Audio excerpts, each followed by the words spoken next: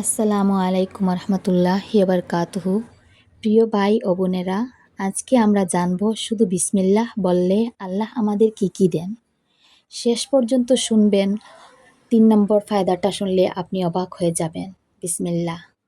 আমরা দিনে কতবার বিসমিল্লাহ বলি? খাওয়ার আগে, ঘর থেকে বের হওয়ার সময়, কাজ শুরুর আগে। কিন্তু মন থেকে বলি কি? বেশিরভাগ সময় মুখে বলি, কিন্তু এর পাওয়ারটা জানি না। আজকে এর 3টা ফায়দা জানব, যেটা আপনার জীবন বদলে দেবে।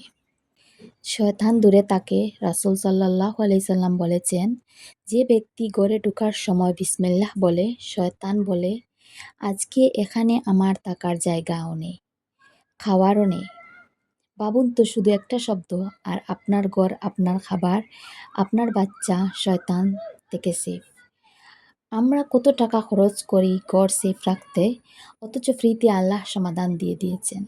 কাজে বরকত আসে।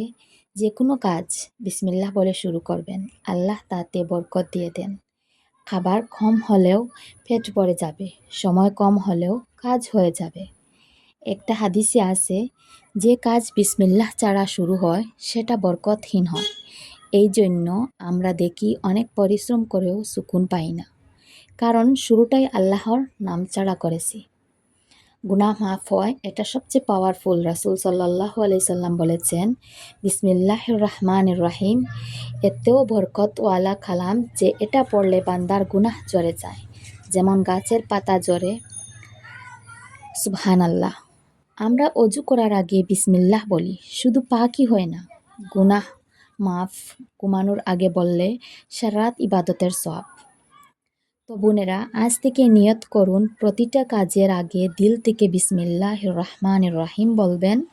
মোবাইল ধরার আগে, রান্নার শুরুর আগে, বাচ্চাকে খাওয়ানোর আগে। আপনার জীবনে কি চেঞ্জ আসে 7 দিনে পর আমাকে কমেন্ট করে জানাবেন। আল্লাহ আমাদের সবাইকে আমল করার তৌফিক দিন। আমিন। ভালো লাগলে ভিডিওটি শেয়ার করুন, অন্য বোনেরাও জানুক। আসসালামু আলাইকুম। আল্লাহ হাফিজ।